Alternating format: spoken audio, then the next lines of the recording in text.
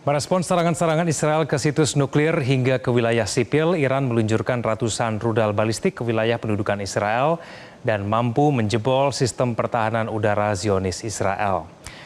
Serangan Zionis Israel ke Iran maupun negara-negara lain selama ini utamanya bergantung pada pasukan udaranya yang mendapatkan bantuan besar dari Amerika Serikat. Dalam serangan tiba-tiba ke Iran, ada sekitar 340 jet tempur Zionis yang kemudian dikerahkan oleh Israel, mulai dari F-15 yang jumlahnya 121, kemudian jet tempur F-16 yang jumlahnya mencapai 174, dan kemudian ada 45 F-35 yang kemudian termasuk jet tempur siluman yang dimiliki oleh Israel. Dan informasi terbaru, Iran kembali berhasil menembak jatuh pesawat siluman di kota Tabriz. Nah, selama ini Zionis Israel berulang kali menyerukan agar Iran tidak menggunakan senjata nuklir, padahal faktanya Israel sendiri yang selama ini menggunakan senjata nuklir, bahkan memiliki sedikitnya 90 senjata nuklir dan rudal balistik Jericho 3 untuk kemudian melakukan serangan-serangan mematikan. Kami akan juga nanti membahas mengenai senjata milik Republik Islam Iran, tapi kita akan membahas dulu senjata yang digunakan oleh Zionis Israel untuk menyerang Iran bersama dengan pendiri Pusat Studi Air Power Indonesia sekaligus Ketua Timnas EKKT, Cepi Hakim. Pak Cepi, selamat malam. Selamat malam, apa kabar?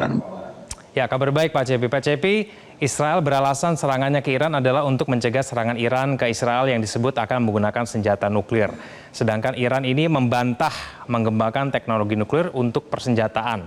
Nah, ini terbukti pada saat membalas Israel tidak ada senjata nuklir yang kemudian digunakan Iran, tapi kemudian senjata-senjata ini mampu menembus pertahanan Israel. Nah, apakah Iran pada saat ini bisa kita katakan memiliki kekuatan yang mengejutkan dan memiliki alat pertahanan udara yang sebetulnya memadai begitu untuk melawan militer Israel, Pak Cepi? Baik, ini diskusi menarik ya. Saya mulai dengan pembukaan bahwa pelajaran yang terpenting di sini adalah bahwa wilayah udara itu bukan milik mereka yang punya jet tempur tercanggih, bukan. Tetapi milik mereka yang memahami betul makna udara sebagai simbol kedaulatan. Dan inilah yang sekarang kita saksikan ya. Israel itu dari sejak berdirinya tahun 48 oleh David Ben-Gurion, dia sangat menyadari bahwa posisinya itu terkepung oleh negara-negara yang tidak suka kehadiran Israel. Itu sebabnya mereka mendesain angkatan perangnya yang sangat ofensif dan mendesain pertahanan udaranya terutama yang sangat solid. Salah satu yang terkenal kita sering mendengar tentang Iron Dome. Iron Dome ini adalah lanjutan dari Strategic Defense Initiative Ronald Reagan pada tahun 1983, yaitu berupa pagar imajiner yang melindungi negara-negara NATO terhadap ICBM, Intercontinental Ballistic Missiles, dari sawah ke negara-negara NATO. Dan desain itulah kemudian yang dikembangkan menjadi Iron Dome di Israel. Iron Dome ini adalah pagar imajiner yang sangat ampuh ya melawan serbuan-serbuan dari udara. Tapi ingat, Iron Dome ini hanya bertugas atau hanya berfungsi untuk serangan-serangan yang jarak. Karena pada waktu itu, pada waktu didesain, mereka memang sering menipu serangan-serangan dari jarak dekat ya, dari Houthi, dari Hamas, dari dan sebagainya. Yang sebenarnya menurut penilaian Israel itu adalah proksinya Iran. Nah, Iran sebenarnya bukan sekedar negara ya, tetapi dia sebuah warisan Imperium Persia yang memperlihatkan kredibilitinya itu sejak agenda ideologis pasca 1979. Dan Iran sudah mengetahui benar, menyadari benar bahwa Israel adalah musuh utamanya. Menjadi pertanyaan orang memang belakangan ini, bagaimana bisa seberani itu ya Iran melancarkan serangan ke Israel. Serangan langsung ke Israel bukan reaksi emosional, tetapi sebuah langkah strategis ofensif terbatas yang sudah dirancang lama oleh Iran. Ya. Iran ini bukan main, dia sangat militan. Dia ingin menunjukkan juga kemampuan deterrent dan mengikis mitos keunggulan absolut di wilayah udara Israel. Dan target utama tentunya beberapa aspek yang penting dalam hal ini, misalnya psikologis, simbolisme, dan Ya, narasi dominasi militer. Itu sebabnya kemudian orang terkejut bahwa Iron Dome bisa ditembus. Tentu saja mhm.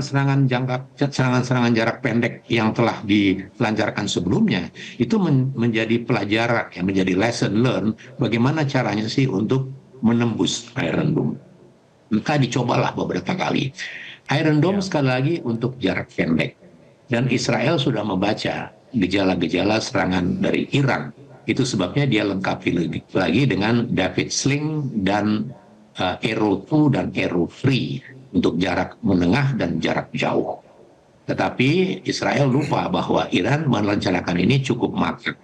Dia melancarkan satu ya, kejutan, ya, dalam perang udara, di dalam air war itu sangat khas, ya, bahwa untuk mhm. memenangkan itu memerlukan surprise attack, dan surprise attack dari Iran betul-betul tidak hanya surprise, tapi dia telah mendesain dari rangkaian-rangkaian peluru-peluru kendali balistik jarak pendek, jarak menengah, dan jarak sedang, plus rangkaian drone, ratusan drone sekaligus dalam satu saat yang sama, sehingga Iron Dome bisa tembus. Ini Ya, sebenarnya ya, yang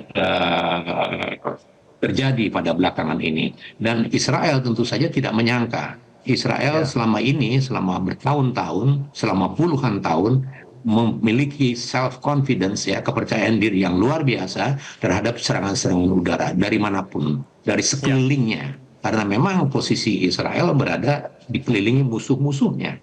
Dan mhm, Iran mhm. menggunakan teknik saturasi, ya, rudal balistik, drone kamikaze, rudal jelajah serentak. Dan disitulah kemudian terlihat bahwa Iron Dome, Arrow 3, dan David Sling tidak sanggup menangkal sekaligus semuanya. Jadi ini Ya, adalah perang strategi dengan long term strategic planning yang sangat matang dan ya, penuh perhitungan dan penuh kalkulasi. Oke, ya. Betul Pak JP. Nah, kenapa kemudian Iron Dome ini bisa jebol? Bagaimana kemudian cara Iran bisa menjebol Iron Dome ini? Nah, kita punya data-datanya, kita akan bahas mengenai serangan aputur senjata yang kemudian digunakan oleh Iran. Nah, serangan belasan Iran ini mampu menembus jantung pertahanan Zionis Israel, diantaranya dengan meluncurkan rudal penjelajah Pave dan Soumar yang memiliki jangkauan hingga 2.500 km, dan rudal ini tidak bisa terlacak oleh radar. Rudal jelajah jarak jauh Pave ini baru diresmikan dan ditampilkan ke publik pada 2 Februari 2023, sedangkan rudal Soumar terlebih dahulu diperkenalkan pada tahun 2015. Nah, Iran ini juga memiliki rudal hipersonik, yakni rudal Fatah 1 dan 2 yang sulit dicegah oleh Iron Dome ataupun sistem pertahanan udara Israel. Rudal yang dikembangkan Korps Garda Revolusi Islam Iran ini bisa melesat hingga 15 kali kecepatan suara atau 18.500 km per jam. Nah, rudal yang baru diluncurkan bulan Juni 2023 ini berhasil meluluhlantakan pertahanan militer Zionis di Tel Aviv, Haifa, dan kemudian sejumlah wilayah pendudukan Zionis lainnya seperti di wilayah Bnei Barak. Saya kembali kepada Pak CP. Ini mungkin seperti yang kemudian disampaikan oleh Pak CP tadi, ya, inilah rudal-rudal yang kemudian digunakan oleh Iran untuk kemudian bisa menembus pertahanan dari Iron Dome yang dimiliki oleh Israel. Pak CP, apakah kemudian Israel dan Iran akan habis-habisan begitu dalam menggunakan persenjataan mereka melihat konflik ini? baik. Panggung dari pertempuran udara terbuka sekarang ini sudah berubah menjadi uh, total and smart war, ya, total and smart war. Sehingga bukan lagi angkatan perang dengan angkatan perang, ini negara dengan negara. Yang berperang adalah sistem melawan sistem, ya. Dan yang menentukan dari pelaksanaan sistem ini adalah pusat komando pengendalian dan informasi masing-masing negara. Itu sebabnya mereka memiliki command and control post, command and control headquarter minimal di 3 tempat. Yang pertama adalah pasti di bawah. Nah, yang kedua airborne warning and control system, dan yang ketiga satellite base, karena mereka menggunakan rudal-rudal yang ballistic missile istilahnya. Nah, konflik Iran-Israel ini memang mengubah keseimbangan kawasan. Ya, belakangan ini betul-betul orang terkaget-kaget dengan apa yang dikerjakan oleh Iran. Sekali lagi, ini adalah tanggungnya total and smart war. Bagaimana itu? Analoginya adalah seperti main catur. Ya, Iran dan Israel memiliki senjata nuklir dan Ya. itu trump card dari masing-masing. Sehingga kalau kita ya, biasa melihat orang main catur kan, makan Ya. pion, makan peluncur, makan ini, makan itu, kita makan ini, dia makan itu sama ya, dia serang ini, dia balik lagi serang itu, serang ini, serang itu. Pada satu saat, pada satu ketika dia menyerang, dia udah bisa melumpuhkan semuanya nih. Atau sebaliknya, pada ketika sekali dia menyerang dan dia merasa terpepet, oh berarti dia harus menggunakan nuklir, senjata nuklir. Itu kalau Ya. di papan catur dia mengatakan skak misalnya. Ya, maksudnya kalau begini nih, gue mesti pakai nuklir nih, sehingga mungkin keduanya kemudian menahan diri. Mengapa bisa terjadi mekanisme seperti itu? Karena senjata nuklir itu punya induknya masing-masing. Ya, Israel itu dikendalikan oleh Amerika. Ya, Ya. Iran saya nggak begitu tahu pasti, tapi dia walaupun mempunyai reaktor tersendiri, tapi kan asalnya mungkin saja dari Uni Soviet atau dari China atau dari mana kita nggak tahu. Tetapi dalam mekanisme kerja penggunaan senjata nuklir, kita tahu ada beberapa treaty yang membatasi itu, ya, nuclear proliferation misalnya. Nah, begitu mereka mau menggunakan senjata nuklir, salah satu pihak, maka induknya akan turun tangan. Dan itu sebabnya seperti kita saksikan pada perang India-Pakistan di Kashmir, dengan seketika tiba-tiba saja ada gencatan senjata. Karena tadi di papan catur ada skak, nah, dia senjata. Kedua Menteri Luar Negeri kemudian mengumumkan gencatan senjata. Kenapa? Perkiraan. Ya, saya nggak tahu pasti perkiraan. Karena sudah salah satu ada yang kepepet. Kalau begini, saya mesti pakai senjata nuklir. Oh, tunggu dulu. Kalau senjata nuklir kan pemusnah massal. Kiamat dunia ini. Dan itulah rem yang pakem selama ini berada di komunitas military industry, military power, ya, global military power. Jadi konflik-konflik yang terjadi itu memang selalu terkendali karena ada ancaman penggunaan senjata nuklir. Ini bukan sekarang aja ya.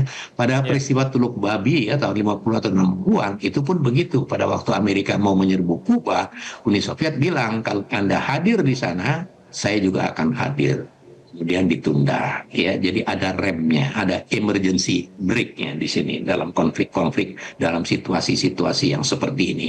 Apakah ke depan akan begitu juga, atau apakah kemudian senjata mass destruction yang akan digunakan? Kita tidak bisa tahu kecuali kita mengikuti perkembangan-perkembangan. Tapi yang pasti perkembangan terakhir ini cukup mengkhawatirkan. Ya. Baik, Pak Cepi, kita akan nantikan terus mengikuti perkembangan akan seperti apa konflik antara Israel dan Iran. Pak Cepi, terima kasih sudah bergabung sama kami di Prime Time News. Selamat malam. Jelajahi cara baru mendapatkan informasi. Download Metro TV Extend sekarang.